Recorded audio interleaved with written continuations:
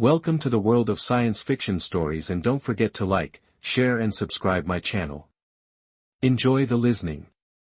Aliens came to conquer Earth. They didn't last 4 hours. Fleet Admiral Zorak stood on the command bridge of the planetary acquisition vessel Inevitable Victory, his 6 tentacles rippling with anticipation. The view screen showed a blue-green marble hanging in space, a primitive world ripe for the taking. Status report. Zorak barked, his voice resonating through his speaking membrane. Lieutenant Plex, a thin gray alien with oversized eyes, tapped rapidly on his console. Sir, we've completed our final scans of Earth. Population, approximately 8 billion. Technology level, pre-space travel. Military capabilities, laughably inadequate. Recommended invasion force, 1 battalion.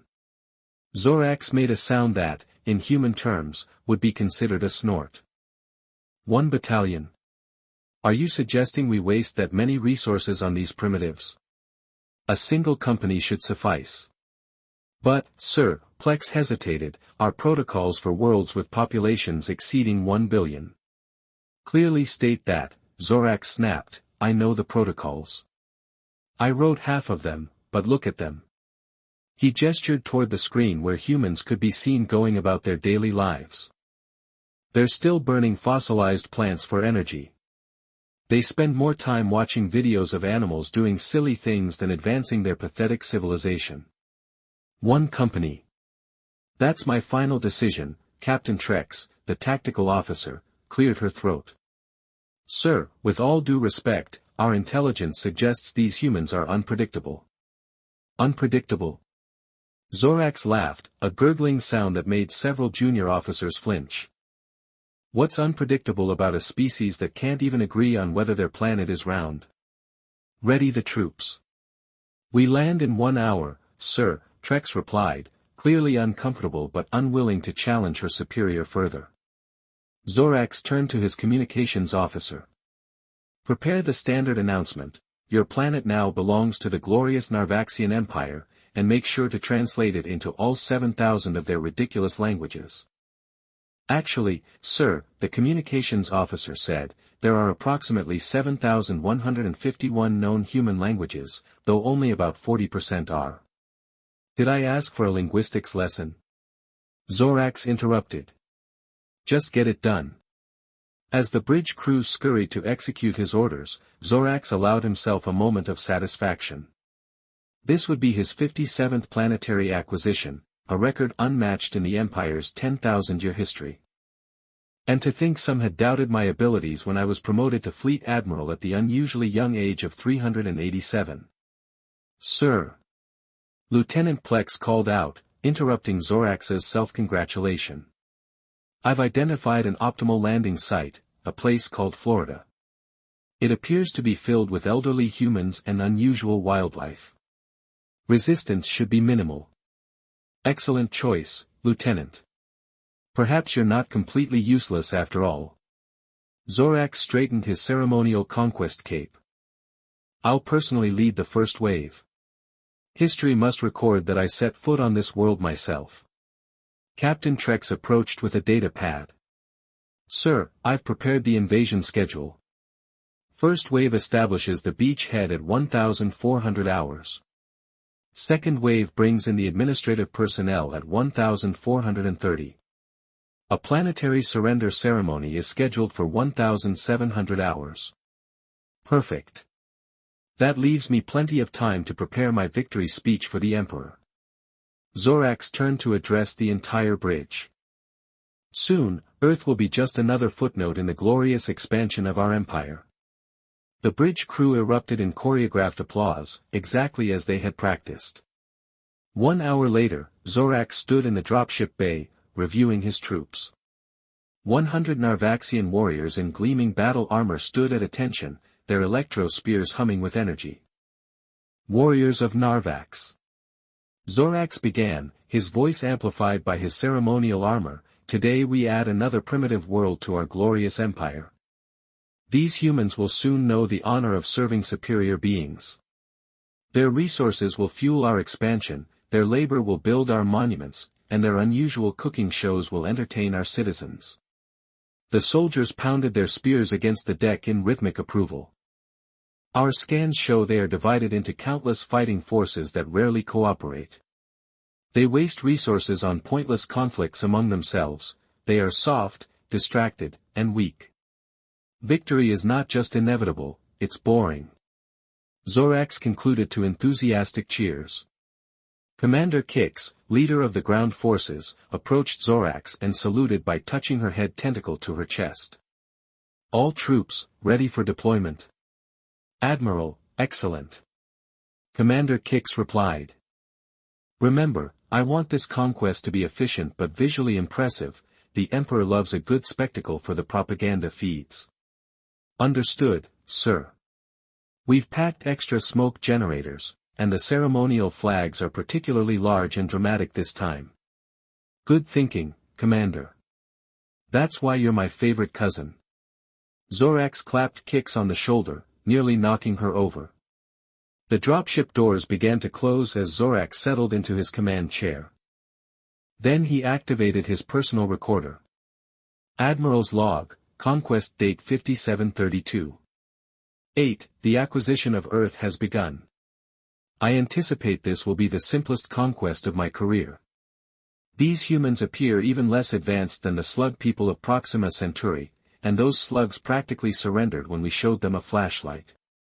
The engines roared to life, and the dropship launched from the inevitable Victory, followed by 5 troop transports.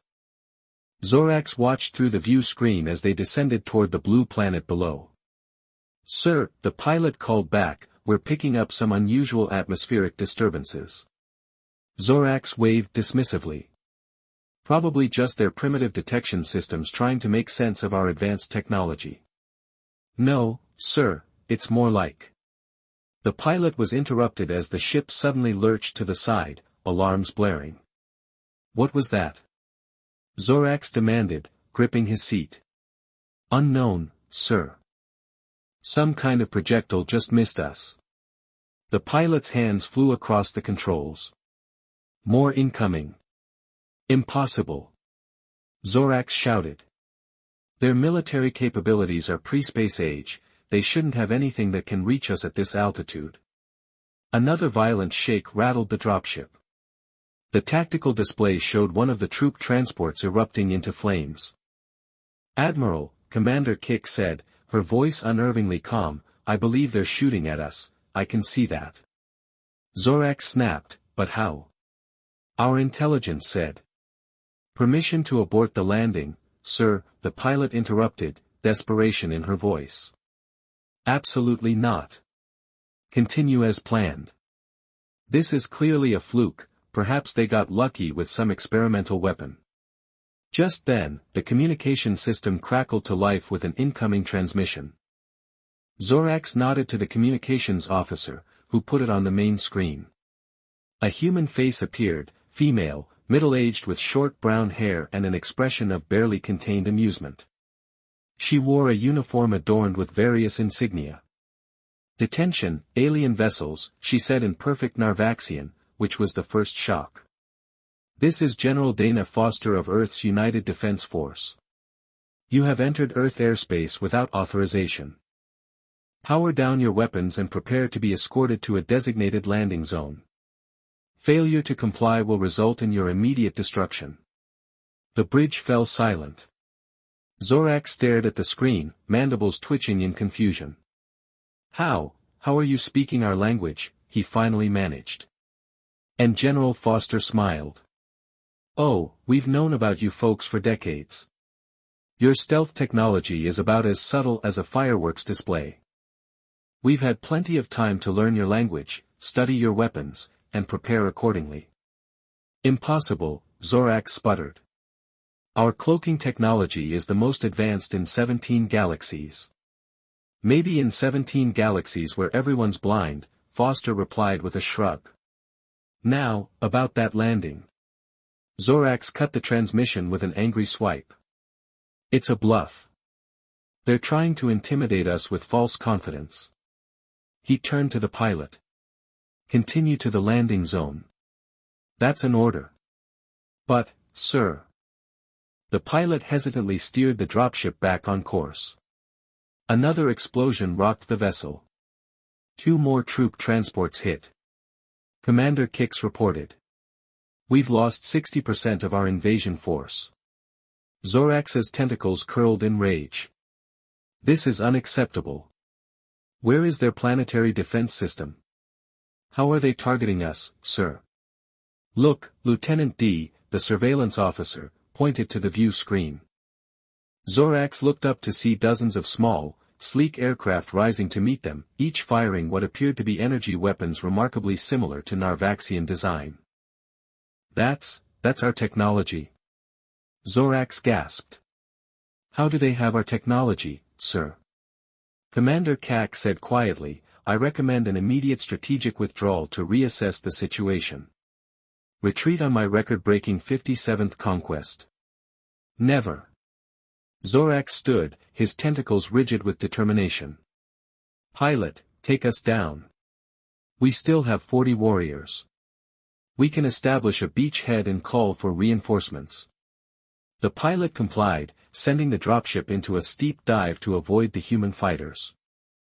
They broke through the cloud cover, and Florida appeared below them, a peninsula surrounded by blue waters. There. Zorax pointed to a large open area. Land there. Sir, that appears to be some kind of gathering place. There are thousands of humans present. Perfect. We'll make an example of them, the rest will surrender out of fear. The dropship touched down roughly in what appeared to be a massive parking lot. Through the view screen, Zorax could see humans running in all directions. Some were screaming, but oddly many were pointing devices at the ship, they were documenting their own conquest. Zorax said smugly, how convenient for our propaganda department. Commander Kik checked her weapons. Landing team, ready, sir. Excellent. Open the doors. Let's show these primitives what real power looks like. The dropship door opened with a dramatic hiss of steam. Zorax stepped forward, flanked by Commander Kix and 20 warriors. The Florida sun beat down on them as they emerged, weapons raised. Zorax activated his universal translator and addressed the crowd. People of Earth, I am Fleet Admiral Zorax of the glorious Narvaxian Empire. Your planet is now under our control. Resistance is, he stopped mid-sentence, suddenly noticing his surroundings. They had landed in the middle of what appeared to be some sort of festival. Colorful tents surrounded them, and many of the humans were wearing unusual costumes, some even looked like aliens. A human male approached, wearing what looked like a cheap replica of Narvaxian battle armor. Dude, awesome costumes, the human said enthusiastically. The tentacles look so real. Are you guys here for the cosplay contest? You're definitely winning first place. Zorax stared in confusion. This is not a costume, primitive fool. This is the actual battle armor of a Narvaxian fleet admiral. The human gave a thumbs up. Staying in character, I respect that. Hey, can I get a selfie with you guys before Zorax could respond, the human stood beside him and held up a small device. There was a flash, and the human walked away, tapping on the device. What just happened? Zorax asked, bewildered. Commander Kix looked equally confused. I believe he thought we were pretending to be aliens. Preposterous. Zorax raised his electro spear and fired a burst of energy into the sky. The blue bolt shot upward and exploded like a miniature star. Attention, humans. This is not a performance. We are actual aliens here to conquer your world. The crowd cheered wildly. Amazing special effects, someone shouted. Which studio are you guys with? Another called. Zorax turned to Commander Kix, his tentacles drooping in disbelief. They think we're entertainment. It appears we've landed at some sort of science fiction convention. Sir, Commander Kix said after checking her scanner, according to our communication network, this is GalaxyCon Tampa Bay. Before Zorax could respond, a new voice cut through the confusion. Federal agents, everybody down. Suddenly, the crowd parted, revealing dozens of humans in black uniforms, weapons drawn. Unlike the convention attendees, these humans clearly recognized the Narvaxians for what they were. "Drop your weapons," the lead agent shouted. "You are surrounded." Zorax's warrior instincts took over. He commanded a battle formation, his soldiers arranged themselves in a defensive circle, electro spears pointed outward. The human agents held their positions, creating a tense standoff. "Sir," Commander Kix whispered, "there are only 20 of us, and many more of them, and I'm detecting more human forces approaching rapidly." "It doesn't matter. Our superior technology will." Zorax never finished his sentence. A small object landed in the middle of their formation and exploded in a blinding flash of light. Zorax's vision went white, and his audio receptors were overloaded with a piercing screech. The last thing Fleet Admiral Zorax heard before losing consciousness was the voice of Commander Kix beside him. "Well, this conquest is going just great, isn't it, sir? And you said it would be boring." Fleet Admiral Zorax regained consciousness with a pounding headache. His vision slowly focused on a plain white ceiling. The ambient temperature was uncomfortably cold, and he could feel restraints binding his 6 tentacles to whatever surface he was lying on. "The mighty conqueror awakens," a dry voice announced. Zorax turned his head to see General Dana Foster sitting in a chair beside him, casually flipping through a file folder. They appeared to be in some sort of medical facility, with beeping machines surrounding his bed. What happened?" Zorax croaked, his speaking membrane painfully dry. "What happened?" Foster repeated with exaggerated surprise. "Oh, nothing much. You just attempted the most pathetically executed planetary invasion in galactic history. Congrats on setting that record, at least." Zorax struggled against his restraints. "Where are my troops? Where is Commander Kix?" "Your soldiers are fine, they're enjoying our hospitality in various secure facilities around the globe. As for Commander Kix, she's been particularly cooperative. Turns out not everyone in your military is thrilled with your leadership style." "Treason," Zorax hissed. "When the Empire learns of this, they'll send a force that will make my battalion look like a scouting party." Foster leaned forward, a gleam of amusement in her eyes. "Battalion? You mean the single company you brought, which, by the way, was reduced to 20 soldiers by the time you landed at a comic convention, no less." She stood up and paced around the room. "And about that empire of yours, exactly, how will they learn of this situation? Your ship, the ironically named Inevitable Victory, tried to flee the moment we engaged your landing craft. It's currently drifting in pieces somewhere between Mars and Jupiter." "Possible," Zorax sputtered. "The Inevitable Victory was equipped with our most advanced defensive systems, which we've been studying for decades." Foster countered, "Did you really think we wouldn't notice your scout ships, your probe droids, your invisible satellites? We tracked your first ship entering our solar system in 1947. Roswell wasn't an accident, Admiral, it was our first successful capture of your technology." Zorax's eyes widened as the implications sank in. "You've been preparing for us all this time. Bingo. Give the alien a prize." Foster snapped the folder shut. "While you were watching our public broadcasts and concluding we were helpless idiots, we were reverse engineering your tech, learning your language, and building our defenses. But your fossil fuels, your primitive conflicts, your cat videos," Foster laughed, "classic misdirection. We kept up appearances while developing in secret.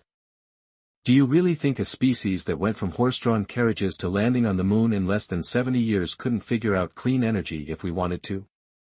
We maintained our old systems as a facade, while quietly advancing beyond even your technology in select areas."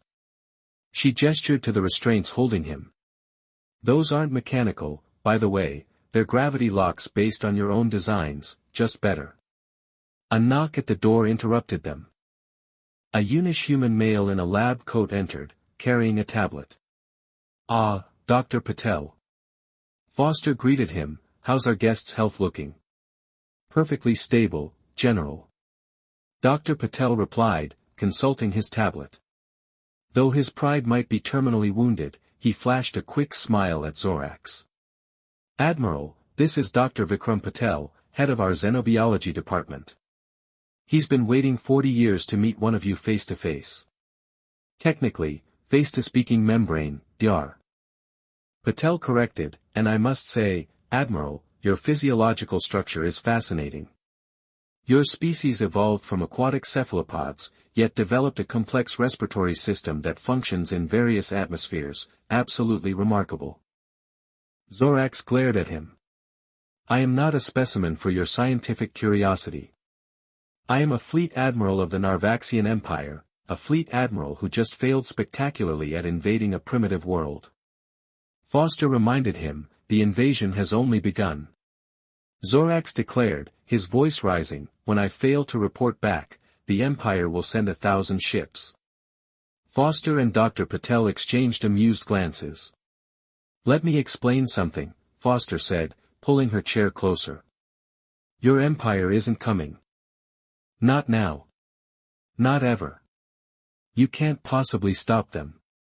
We already have. Foster nodded to Dr. Patel, who tapped his tablet. A holographic display appeared above Zorax's bed, showing what appeared to be a star map. This is your empire, Foster said, pointing to a large purple section of the map. An impressive domain spanning 27 star systems. And this, she pointed to a tiny blue dot far from the purple zone, is us. Practically in the middle of nowhere, galactically speaking. So, why would your mighty empire, with all its grandeur and resources, care about a little blue dot at the edge of an unremarkable spiral arm? Zorax asked. Answer, they wouldn't. Not unless someone convinced them it was worth the effort, Foster replied. Zorax's tentacles twitched nervously. What are you implying? We've studied your imperial bureaucracy, Admiral. We know how it works. Each conquest must justify its cost. Each new world must provide resources or strategic value exceeding the expense of acquiring it. Foster's smile turned predatory. And who determines that value in the initial assessment? The fleet admiral in charge of the conquest, Zorax whispered, realization dawning. Exactly, you dramatically inflated Earth's value in your reports, didn't you? All to ensure you'd get your record-breaking 57th conquest. But without you sending back confirmation of our supposed immense resources, there's no incentive for the Empire to invest in a full-scale invasion. You don't understand, Zorax said desperately. I'm the fleet admiral. My ship won't just disappear without consequences. Dr. Patel cleared his throat. Actually, according to Commander Kix, your decision to personally lead this invasion was unauthorized. You were supposed to remain in orbit and direct the operation remotely, as per Imperial protocol. Commander Kix told you that. Zorax hissed, she told us a lot of things. Foster said, including how to send a perfectly convincing message to your superiors explaining that your initial scans of Earth showed it was actually a worthless rock with minimal resources, not worth the Empire's attention. The message was sent 6 hours ago from a transmitter we built based on your ship's designs, signed with your personal authorization codes, courtesy of Commander Kix. Zorax slumped back in defeat. They'll never believe it, the preliminary scans clearly showed exactly what we wanted them to show. Foster interrupted, those resources your scans detected were mostly elaborate decoys we've been placing strategically around the planet for decades, specifically designed to trigger your sensors. But the population, 8 billion humans. Surely the Empire would want that labor force. Dr. Patel laughed. After they learn how incredibly stubborn, unpredictable, and rebellious we are, I think not. We made sure to include plenty of data about human deficiencies in that message. According to your own imperial guidelines, we are classified as more trouble than we're worth. Zorax closed his eyes, the full scope of his failure washing over him. So, what happens to me now? Torture, experiments, public display in one of your zoos. Nothing so dramatic, Foster assured him. You'll be our guest at a comfortable, secure facility while we learn everything you know about the Empire and the other spacefaring species. In exchange for your cooperation, you'll have access to Earth entertainment, decent food, and maybe even supervised excursions eventually. And if you refuse to cooperate, then you'll still be our guest, just without the entertainment, good food, and excursions. Either way, you're not going anywhere. Dr. Patel's tablet beeped. He checked it and then whispered something to Foster. "Well, this is interesting," Foster said, standing up. "It seems we've just intercepted a communication from your Empire. Apparently, they received our message and have officially designated Earth as not worth the effort. We've been categorized as a Class 7 primitive world with excessive maintenance requirements." Dr. Patel added cheerfully, "They're not coming for you, Admiral." Zorax let out a sound halfway between a groan and a sob. "My career is over." "Look on the bright side," Foster said, patting one of his restrained tentacles. "You're about to become the galaxy's foremost expert on humanity. That's got to be worth something in academic circles." 3 months later, Zorax sat in his guest quarters, a surprisingly comfortable, apartment-like space within a hidden underground facility. He was watching a human entertainment program called a sitcom when Dr. Patel entered carrying 2 cups of steaming liquid. "Thought you might enjoy some hot chocolate, Admiral," Patel said, placing 1 cup on the table beside Zorax. "Thank you," Zorax replied, picking up the cup with 1 tentacle. Over the past months, he'd been granted increasingly more freedom as he cooperated with his captors. "Is it time for another debriefing session?" Zorax asked. "Not today," Patel said, sitting in an adjacent chair. "Today I thought we might just chat. How are you adjusting?" Zorax sipped the sweet liquid, which reminded him of a delicacy from his home world. "Better than expected. Your sitcoms are strangely addictive, though the humor sometimes escapes me." "That's normal. Humor doesn't always translate across cultures, let alone species." "I've been meaning to ask," Zorax said hesitantly, "what happened to my soldiers?" "To Commander Kix." Patel smiled. "They're all fine. Most have been assigned to various research facilities around the world. Commander Kix has been particularly helpful in our technology division. She seems to have a talent for engineering that was going to waste in your military." "That doesn't surprise me. She always was more of a thinker than a warrior," Zorax sighed. "The Empire would never have recognized that in her." "Speaking of the Empire," Patel said casually, "we received another transmission from them yesterday as a standard check and protocol. Apparently, they're still not interested in Earth, but they did mention something interesting." "Oh. There's been a political shakeup. Something about resource allocation reforms and reducing military expenditures." Zorax nearly choked on his hot chocolate. "The Empire's diplomatic relations, that's not their style," Patel said with a shrug. "Especially when there are benefits to a new approach." "What kind of benefits?" Zorax's expression turned mysterious. "Let's just say that some of the technology we've developed might have found its way to certain influential members of your government, technology that makes conquest look inefficient by comparison." "You've been influencing my empire?" Zorax asked, astonished. "We prefer the term building mutually beneficial relationships. And before you ask, yes, General Foster authorized it. She's quite the pragmatist." Zorax sat back, mind racing. "So instead of conquering the galaxy, we're trading with it. Turns out humans have quite a knack for innovation when properly motivated. And nothing motivates us like the knowledge that we're not alone in the universe. You're using my failure as a springboard for human expansion into galactic affairs," Zorax realized. "Failure is such a negative word. I prefer catalyst for change," Patel finished his hot chocolate. "Which brings me to the real reason for my visit today. We have a proposal for you." "What kind of proposal?"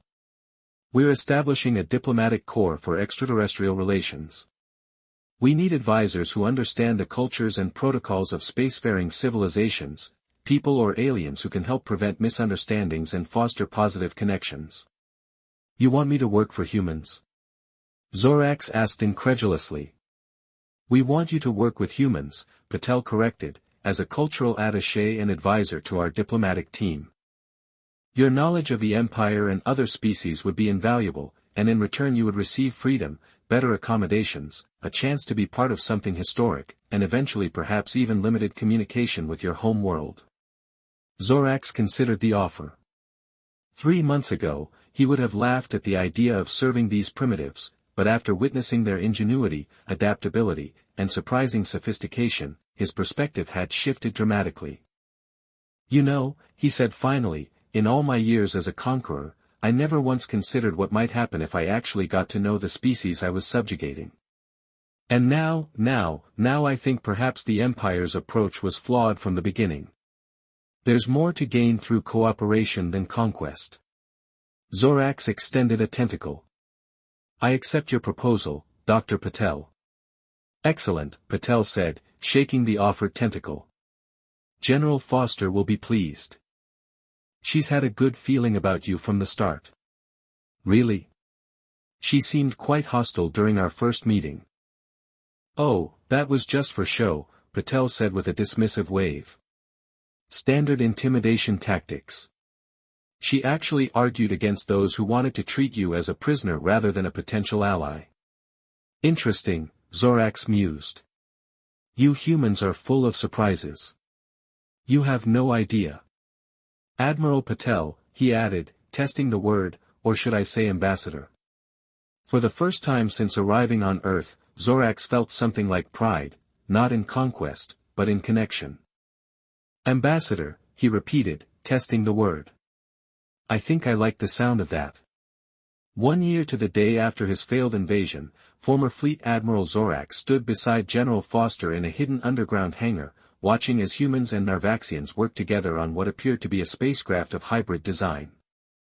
Your first diplomatic vessel, Foster explained, incorporates the best of both our technologies, twice as fast as anything in your Empire's fleet, with defensive capabilities that would make your former superiors weep with envy. And the crew? Zorax asked. The crew, well, half human, half Narvaxian volunteers from your original invasion force, all trained in diplomacy, cultural exchange, and scientific research, Foster replied. Zorax shook his head in amazement. A year ago, I came to conquer your world. Now I'm helping you reach for the stars. Life's funny that way. Foster remarked, by the way, that diplomatic transmission you helped us craft worked perfectly. The Empire has agreed to a formal meeting next month at a neutral location. They're in for quite a shock when they realize just how primitive you aren't. That's the plan, Zorax said with a chuckle. Foster agreed, but we'll be respectful, of course. No need to ruffle any tentacles unnecessarily. I still don't understand why you didn't just destroy us all when you had the chance, Zorax admitted. You certainly had the capability, Foster looked at him thoughtfully. Because that's not who we want to be. Throughout our history, humans have certainly done terrible things to each other and our world, but we've also strived to be better, to learn from our mistakes. When we realized we weren't alone in the universe, we had a choice, prepare for war or prepare for peace. We decided to be ready for both, but hope for the latter. She gestured toward the ship under construction. This vessel isn't called the Inevitable Victory, we've named it Possible Friendship, less intimidating, don't you think? Much less, Zorax agreed. Though I suspect the universe will find you intimidating regardless. Oh, you went from discovering our existence to surpassing our technology in less than a century. You turned an invasion force into allies in a matter of months, and you've managed to influence the political direction of an empire spanning 27 star systems without firing a shot. Zorax's tentacles rippled with something like respect. If that's not terrifying, I don't know what is. Foster smiled. We prefer to think of it as humanity's particular charm. Is that what you call it? Zorax asked. Of course, Foster replied, her eyes twinkling. What would you call it? Zorax looked at the ship, at the humans and Narvaxians working side by side, and thought about how his life had changed in just 1 year. "I'd call it the reason my invasion force lasted only 3 hours," he said. "And possibly the best thing that ever happened to me." Foster clapped him on what passed for a shoulder. "Now you're thinking like a diplomat, admiral, or should I say, ambassador." Zorax, for the first time since arriving on Earth, felt something like pride, not in conquest but in connection. "Ambassador," he repeated, testing the word, "I think I like the sound of that."